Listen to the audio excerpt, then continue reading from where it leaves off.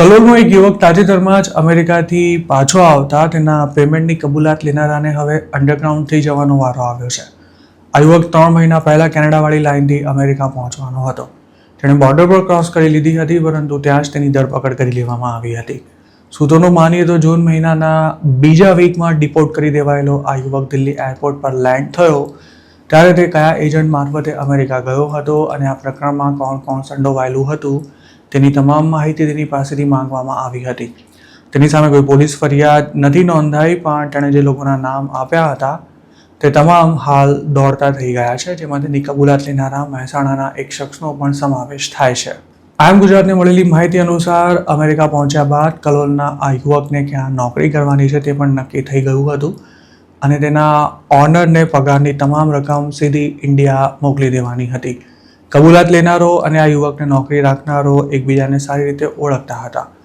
અમેરિકામાં કમાઈને દેવું ચૂકતે કરવાનું હોવાથી કલોલના આ યુવકને યુએસમાં પગ મૂક્યાના બીજા જ દિવસથી જોબ શરૂ કરી દેવાની હતી. પણ માર્ચ મહિનામાં અડધી રાતે બોર્ડર ક્રોસ કર્યા બાદ તે નક્કી કરેલા લોકેશન પર પહોંચવાને બદલે બોર્ડર પેટ્રોલ એજન્ટ સામે મળી જતા સીધો જેલ ભેગો થઈ ગયો હતો. તે પકડાઈ ગયો છે તેની વાત ગણતરીના સમયમાં જ ઇન્ડિયા પહોંચી ગઈ હતી, જેથી તેને ન્યુયોર્કમાં જે જગ્યાએથી પિક કરવા માટે એક રાઇડવાળાને મોકલવામાં આવ્યો હતો તેને પણ તાત્કાલિક પાછો બોલાવી લેવો પડ્યો હતો. આ યુવકની બોર્ડર પર જ ધરપકડ થઈ જતા તેની કબૂલાત લેનારાએ એજન્ટને એકે પૈસો નહોતો આપવાનો થતો. જોકે સૂત્રોનું કહેવું છે કે આ ડીલમાં કબૂલાત લેનારાને પણ સારો એવો કટ મળવાનો હતો, જેથી પેસેન્જરના પકડાઈ જવાને કારણે તેને પણ નુકસાન ભોગવવું પડ્યું હતું. પણ આટલું નુકસાન ઓછું હોય તેમ પેસેન્જર ડિપોર્ટ થઈને ઇન્ડિયા પાછું આવ્યું તે જ દિવસે કબૂલાત લેનારા સહિતના લોકો દોડતા થઈ ગયા હતા. આ યુવકે પોલીસ દ્વારા કરવામાં આવેલી પૂછપરછમાં પોતે કઈ રીતે કેનેડા પહોંચ્યો, ક્યારે બોર્ડર ક્રોસ કરી અને એજન્ટ કોણ કોણ હતા તેમજ પૈસાની કબૂલાત કોણે લીધી હતી તેની તમામ માહિતી આપી દીધી હતી. પોતાનું નામ દિલ્હી સુધી પહોંચી જતા કબૂલાત લઈને કટ લેવા ગયેલા મહેસાણાના આ મહાશય હાલ ફરતારામ થઈ ગયા હોવાનું પણ ચર્ચાઈ રહ્યું છે. આમ તો ગુજરાતના એજન્ટો પોતાનો ધંધો ચલાવવા માટે ઘણા મોટા વહીવટ કરતા હોય છે, પણ જ્યારે કોઈ પેસેન્જર પાછું આવે ત્યારે જે વ્યવહાર કરવા પડે છે તે એજન્ટને ખૂબ જ નડતા હોય છે, કારણ કે તેમાં કમાવાનું કશું જ નથી મળતું હોતું, પણ તેમ છતાંય લાખો રૂપિયાના વ્યવહાર કરવામાં એજન્ટોના ખિસ્સા ખાલી થઈ જાય છે. આ બાબતથી જાણકાર લોકોનું માનીએ તો ફરિયાદ ન થઈ હોય તો પણ ગુજરાતના એજન્ટોને દિલ્હી હાજર થવા માટે ફરમાન કરવામાં આવે છે અને પછી તેમને ફસાવી દેવાની ધમકી આપીને તોડ કરાય છે. ગુજરાતના ઘણા એજન્ટો અત્યાર સુધીમાં છેક દિલ્હી સુધી વ્યવહાર કરી ચૂક્યા છે અને હાલ ધંધો સાવ ઠપ હોવા છતાં પણ તેમના ખિસ્સા ખંખેરવાનું ચાલુ જ છે. હજુ થોડા દિવસો પહેલા જ એક વગદાર એજન્ટે બીજા કોઈને ફસાવવા માટે પોતાના સેટિંગનો ઉપયોગ કરી તેને દિલ્હીના ધક્કા ખાતો કરી નાખ્યો હતો.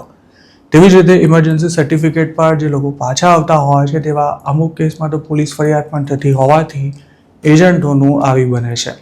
આ ઉપરાંત જો કોઈ એકાદ વર્ષમાં જ અમેરિકાથી ડિપોર્ટ થાય અને તેનું પેમેન્ટ બાકી હોય તો પણ કબૂલાત લેનારો ફસાઈ જતો હોય છે.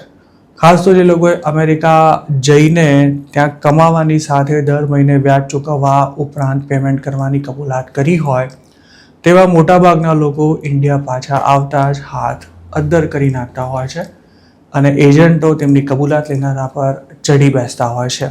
કલોલની જ એક ફેમિલી 2024માં અમેરિકા જઈને હપ્તે પૈસા આપવાની ડીલમાં ત્યાં પહોંચી હતી, પણ આ ફેમિલીનો એક દીકરો ડિપોર્ટ થઈ ગયો છે, જ્યારે પતિ પત્ની હાલ જેલમાં છે અને નાનો દીકરો જ કમાઈ રહ્યો છે.